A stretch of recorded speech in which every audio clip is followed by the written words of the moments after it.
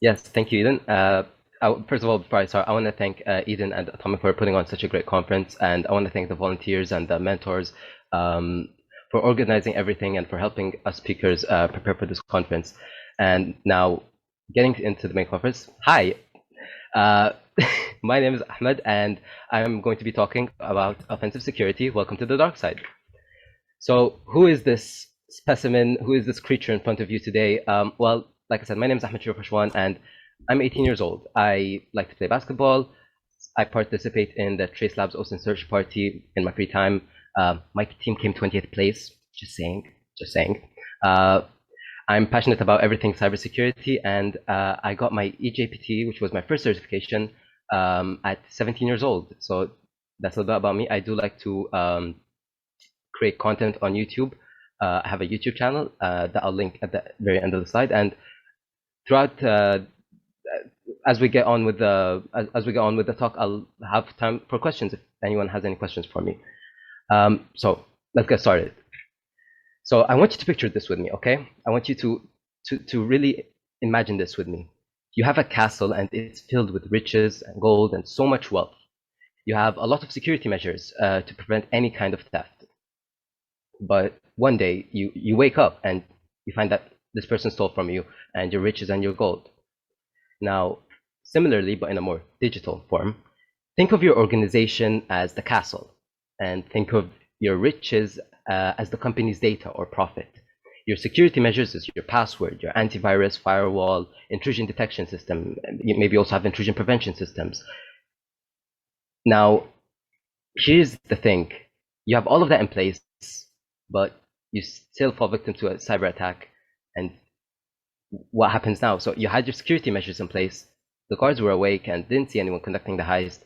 The cameras did not pick up anything. The question is, what do you do now? Where do you go from here? So here is where I want to present offensive security. Offensive security is an approach to better secure your systems, networks, and assets by hiring what we call a white hat hacker to try and break into your systems as if they were an adversary. So we, as the good guys, as the white hat hacker, it's pretty much us pretending and kind of simulating a break-in to kind of see where your flaws are at, what assets or where you might have an issue. And then from there, we go back and we report to the security team and then give feedback on how we were able to do this. And this is what we call a penetration test. So this is a simulated cyber attack attempt to expose and test any potential security flaws of an organization, company, etc. Now, I know what you're thinking. Before you judge me, I know what you're thinking. I know you're probably saying, how is this legal? Let me explain. There are kind of three characteristics that I would say define the fine line between ethical and unethical. You have intentions, which is, are your intentions to improve a company's security, or are your intentions to steal or harm a company? Then you have your scope. When you're conducting a penetration test engagement, you have a scope where you're allowed to kind of play around and test and work your magic on that kind of area. But if you go out of that scope, that would be unethical. If you stick to that scope, if you stick to that defined area of attack where you're allowed to go and play, and this is given by the company, so the scope would be given to you by the company. The company will tell you, all right, this is my scope. I want you to just test these assets. That would be, so just sticking to that kind of scope would be ethical. And then lastly, you have permissions. So do you have valid permission? Do you have valid consent from that company to conduct this attempt, simulated cyber attack? Do you have permission? Or are you doing this simply with no permission? No one knows about it. You're just doing this on your own. So that's kind of the three characteristics that define the line between ethical and unethical. And we really want to stay on the ethical side. So let's break it down. When I think of a penetration test, I narrow it down. So some might say there's more, but I narrowed it down to 4 stages. You have reconnaissance, scanning, gaining access, and reporting. Now with reconnaissance, that's the first stage of a penetration test. You're gathering information, you're going around and you're trying to see what information you can gather, kind of trying to paint a picture of the company that you're trying to break into. So see what you can learn, see who's the CEO, who's the head of security, what the company's goals are, what the company's what the company is based on. Is it an IT firm? Is it a financial firm? Kind of get a picture, just get an idea of what you can learn from this company that's available to you. And then from there, you go into scanning and you start looking for potential areas of attack. So here you would start looking, see maybe there's a vulnerable website that you could maybe take advantage of, or there's an open port that maybe was left open accidentally, so you could abuse and use that. From there, once you've kind of figured out, okay, this is kind of the path I want to take, this is kind of the area that I want to start attacking from, you go into the third stage, and this is the main stage where you actually gain access. You conduct that break-in, and you try to gain access to that to that system. From there, once you're successful, you'll go into reporting. You'll write a report back to the security team and back to explain, okay, so this is how I conducted it. I was able to learn that you had maybe an open port that was left unchecked, and I was able to get access. And from there, you kind of just write how you were able to, kind of like a summary of how you were able to conduct that penetration test. And comment, oh no, who sabotaged my who sabotaged my presentation? No, okay, we're gonna ignore that. No, okay, so common tools that penetration testers use to kind of assist them during a pen testing engagement. You have, for reconnaissance, you'll have Google and social media. So you'll go on their social media, see what you can learn, see what you can find out about the company. Google is a very great tool as well, and Spiderfoot as well. So once you kind of use Google and use social media, see, or maybe the security team goes out to drink for drinks somewhere, or they're or they go and play, maybe hang out somewhere, or they go on the weekends for a run together, whatever it is. You kind of just learn about the company, you learn about everyone in the company, you learn about the employees, and you just build an image, a greater image. And these are some of the tools that can really help you do that.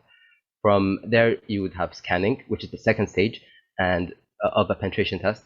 And then you have Nmap, which is a network port scanner, and it can help you identify open ports. So this can really help you find if there's a potentially open port that's been left unchecked that you could maybe use.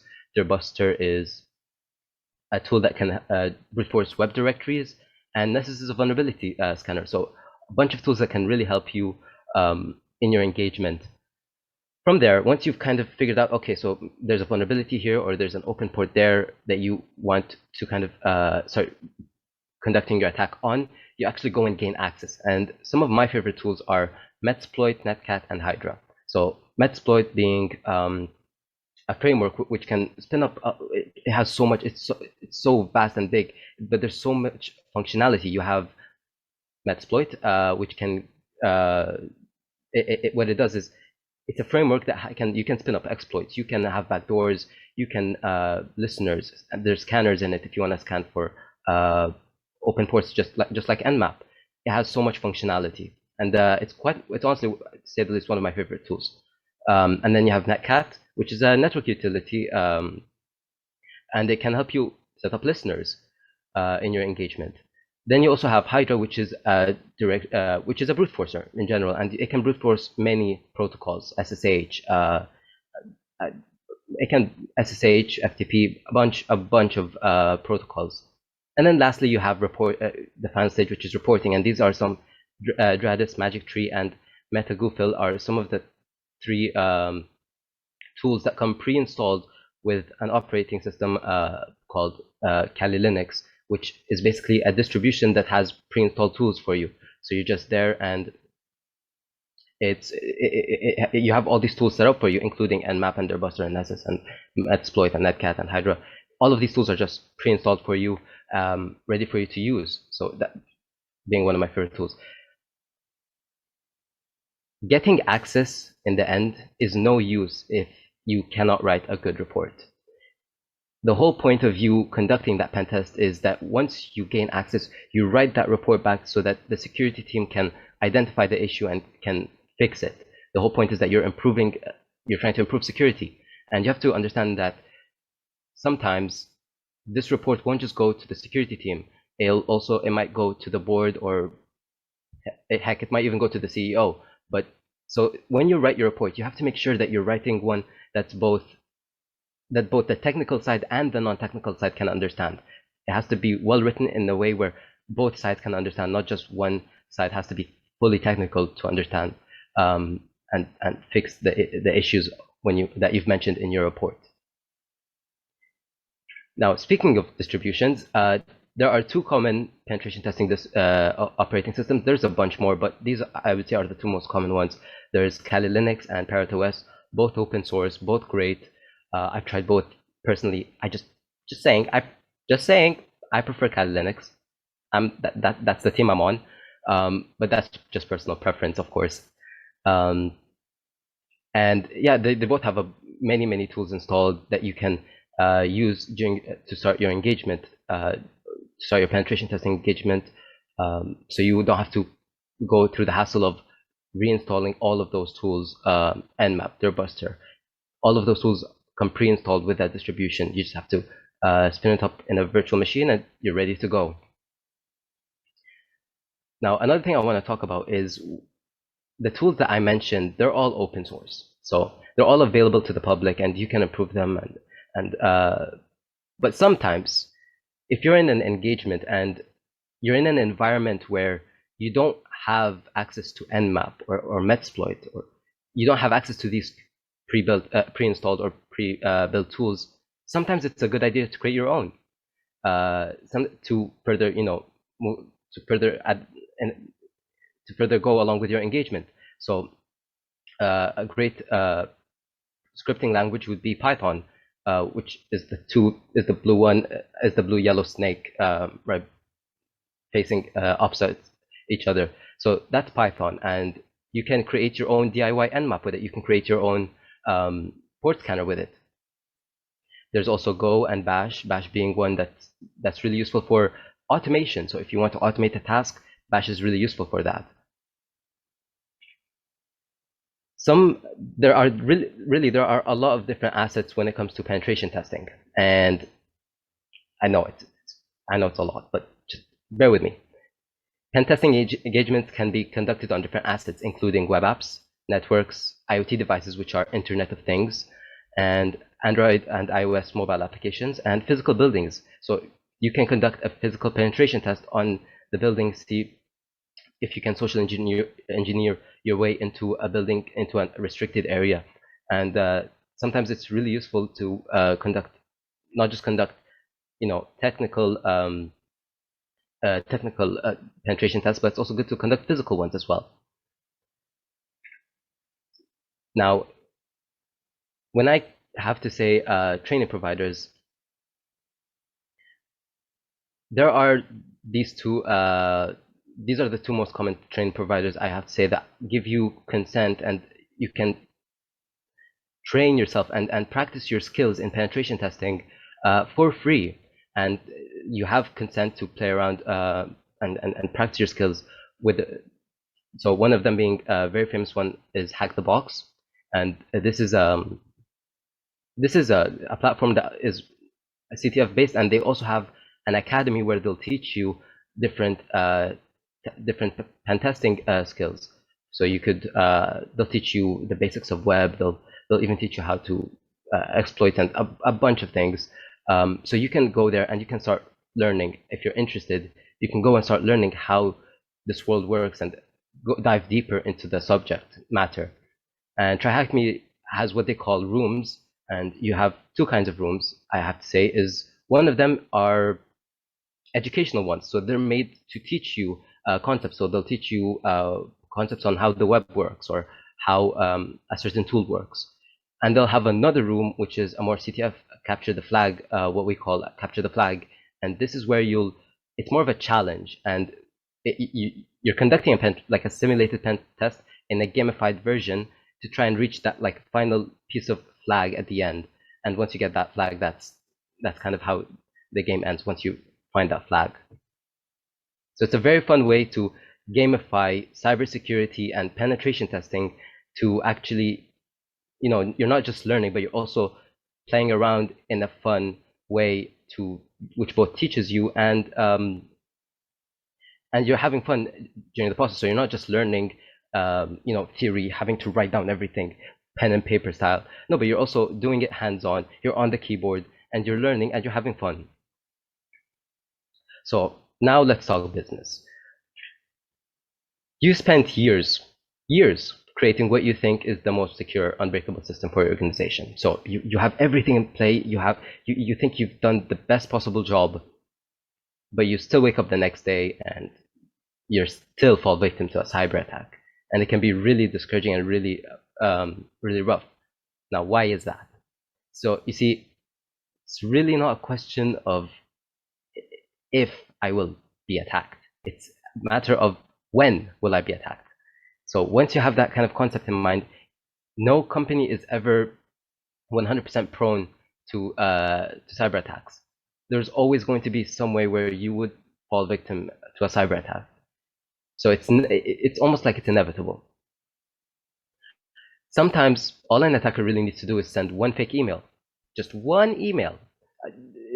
Imagine you like dogs or cats, and there's an email that says, oh, you can get your cat back, a voucher to, for example, have your cat checked up on for free, and you just have to click this link to sign up. All it takes is that one click to steal credentials of that organization. If you're accessing it from an organization computer, to steal credentials to that organization, or for an admin to just forget and we're all humans, we all forget. So sometimes all it takes is just one person to forget to change the default password, and then that's an open door for an attacker to abuse that and harm the company.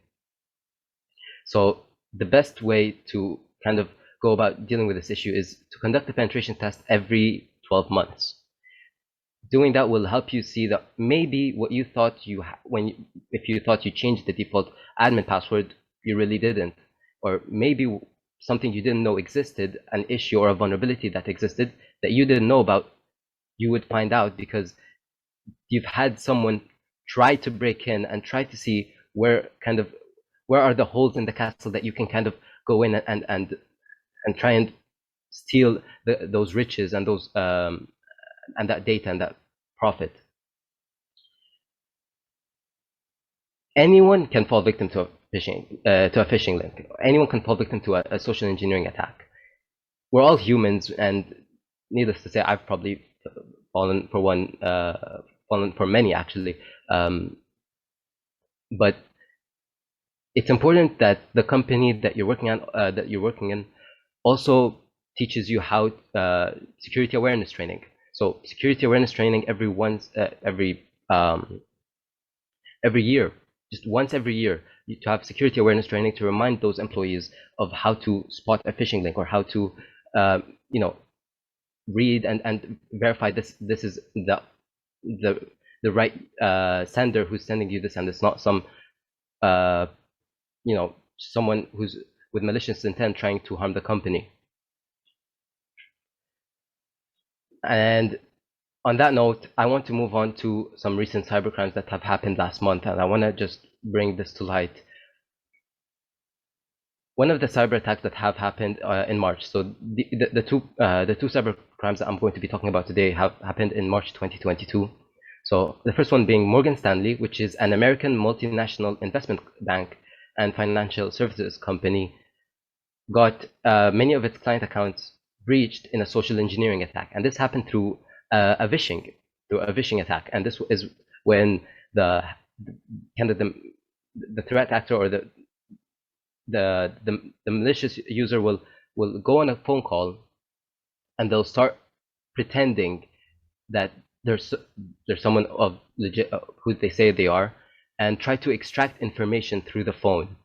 And luckily the company was able to deactivate those accounts, and no harm was done besides the credentials and the being leaked to the public.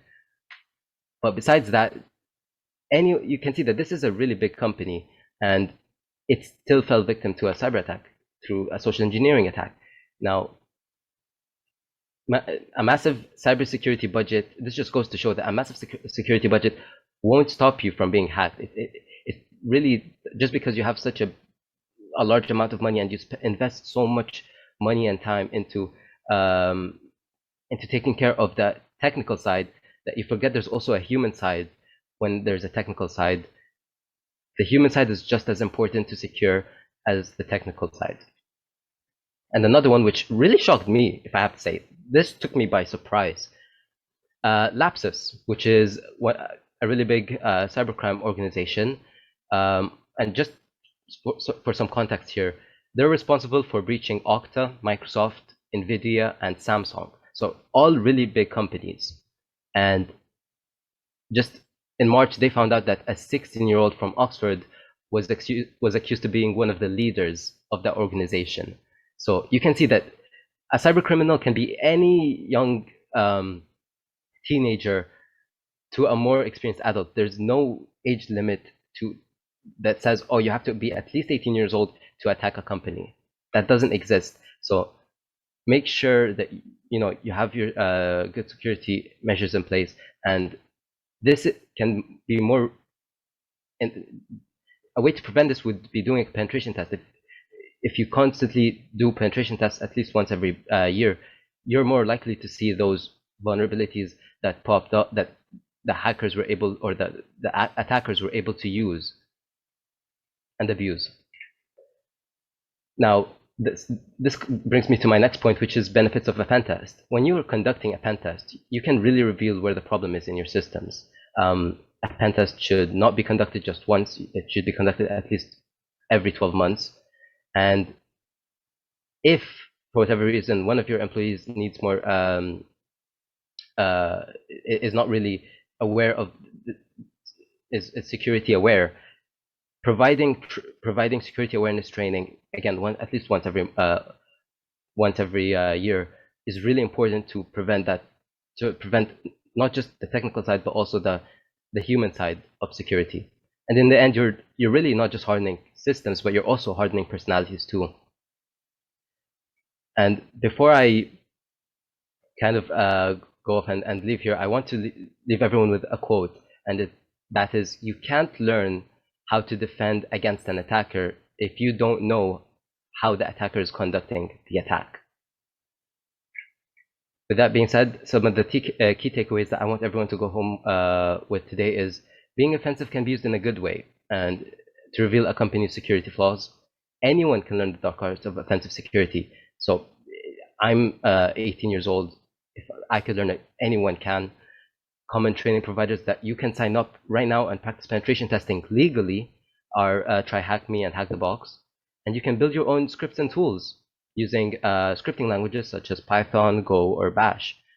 And the biggest advice, the best advice I could possibly give anyone who's really interested or fascinated by this is, never limit yourself. And this isn't just in security, but in general, never limit yourself to sticking to one methodology or one approach or one technology to learn.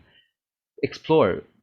Different engagements will require different approaches, and sometimes you can't stick to the same methodology all the time. So think outside the box, and don't be afraid to leave what you're used to, and maybe that's 4-stage penetration test. If you have your own methodology, don't be afraid to try out a new methodology. Maybe that will work better in your penetration testing engagement. And if you would like to reach me, there's my email. It's ahmed.s.rashwan@outlook.com. My Instagram is at rsasec0x01, which is just RSA being Rashwan Sharif Ahmed, my name backwards, with security concatenated to it. That's also my Twitter handle, Ahmed rsasec0x01, and my YouTube is Ahmed Rashwan. I hope you learned something. I hope this was interesting, and I hope you're a little fascinated by this. And I have time for questions. If anyone wants to ask questions, I'm ready to answer them. Oh boy, I have a few questions, actually. I'm ready. Okay, so first question. So you recommend, so you have Okay, no, someone else. I'm gonna start with someone else's question because otherwise I'm gonna get lost. Okay. What do you recommend doing to practice making scripts? Was there a site that helped you a lot in learning to create scripts? So I would say if you really understand the really basic fundamentals of a programming language, so you know like what a variable is or what a loop is, how to use a loop, that can really help you kind of. So you know, for example, if you're trying to create a script that brute forces something, you, you as you try and think, if you understand the core concepts really well, you understand that okay, maybe this is a loop that I can do, and you could maybe use bash to read a list of let's say directories, and you can use the while loop to kind of test that those different directories by sending web requests or whatever. It really to just help. The best way is just to try and get a lot and a lot and a lot of errors in the process. But it's just to keep trying and having that trial and error process when you're creating your scripts. Awesome. So now on to my questions. So you mentioned doing a pen test every 12 months. There's a few questions on that end. Mainly, how do you deal with people that do pen tests in a checklist manner? So if you were more on a company side, you know, checklist pen testers, people that go through a baseline set of tests and then go drop a report and poof, that's it. How would you deal with them? Okay, so I'm not going to say it's necessarily a bad approach, but going through a checklist may leave out what's in the middle.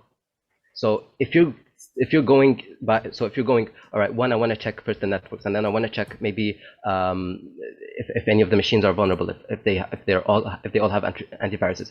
You could miss out what's in the middle between point 1 and point 2, and that's why it's not necessarily a bad idea. It's not, and it could work, but it's better to not stick to kind of an organized checklist manner when you're conducting a penetration test, because the whole point is that you're trying to see what's in between those 2 points. So if you have a checklist and between point 1 and point 2, the whole point of a penetration test is you're not trying to check if they're secure, you're trying to check what's not secure, and to do that you'd have to read in between those points. Yeah. So yeah, I would say it's not necessarily a bad idea, but it's better to read what's in between those points.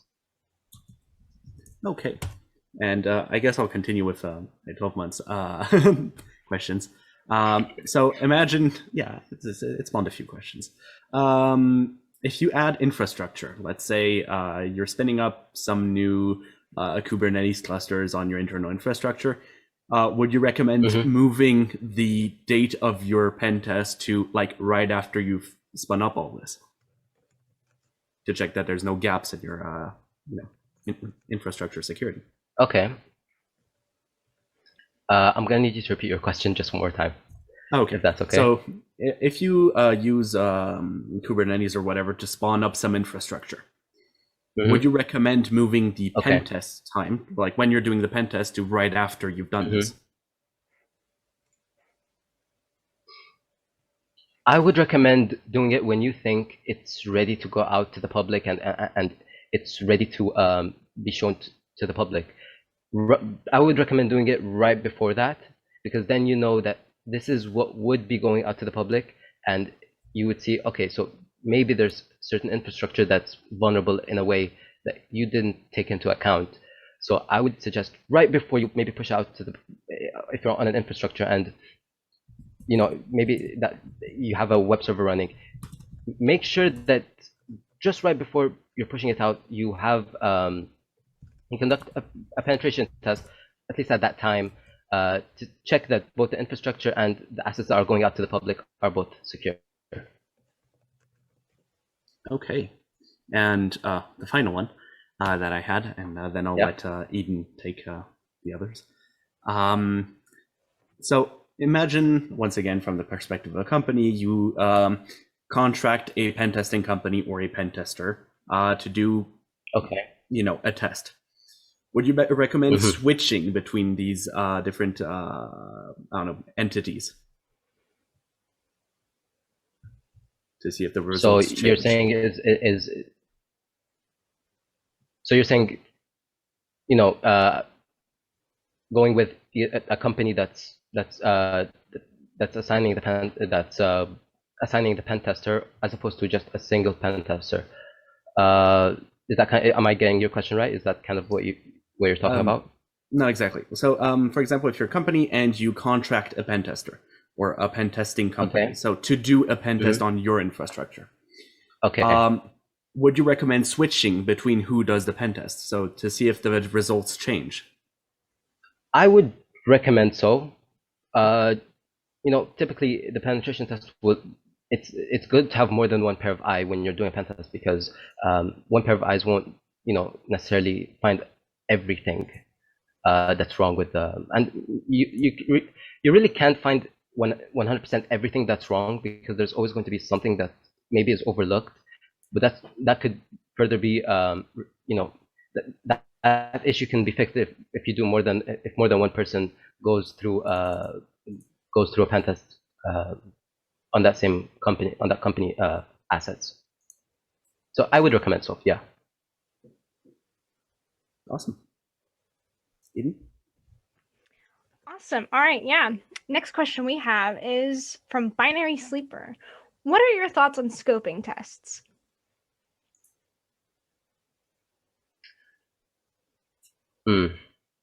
Okay. Depending on the scope you're given, I say try to search everything that's in that scope, and obviously try not to go outside of that scope. Sometimes maybe there's something that's vulnerable that's outside of the scope, but that's not what you're there to do. You're here to stick to just that one section, that one area where you're of that scope. So make sure that if you're going to stick to if you're going to be assigned a certain scope, make sure that you try and explore that scope as to its max and try to see what you can really find, and go really in depth in that defined scope. Awesome. Thank you. And from Ghosty. Thank you. How would you deal with checklist clients? The clients that are just doing the test for a checklist requirement and have you void critical results from the report?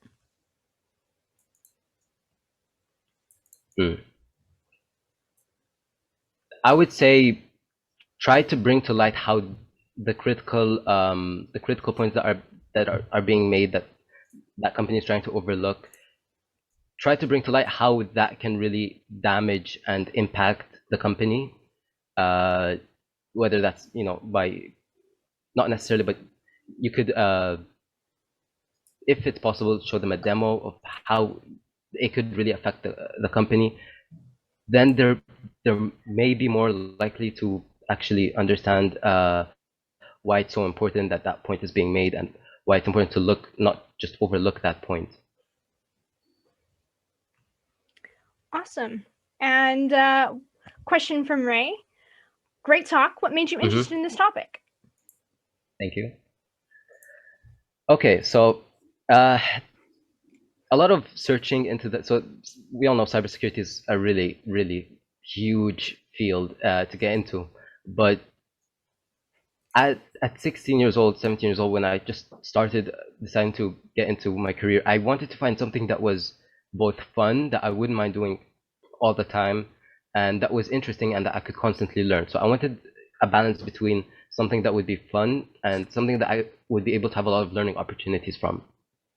And the more I searched in the different domains of cybersecurity, the more I found that this was the one that suited me best. I like being on the keyboard. I like trying to conduct that break-in, and that was personally what I enjoy doing. So that's kind of why that's why I kind of pursued it. Makes sense. Thank you so much. Your talk was awesome, and thank you for answering Thank all you. these questions. You had a lot. You did a great job of presenting the information. Thank you, Eden. Thank you, Atomic. I really appreciate it. Thank you for having me on. Thank you for being on. It was fantastic to have you, and thank you for your awesome talk. It was so informational. Thank you. I'm glad it could inspire and be informative to a few people out there, because that was the goal. That was the goal, to kind of inspire and get people interested in this topic. Awesome. I'm glad. I think that is a rousing success. Thank you. It is Yeah. definitely, yeah.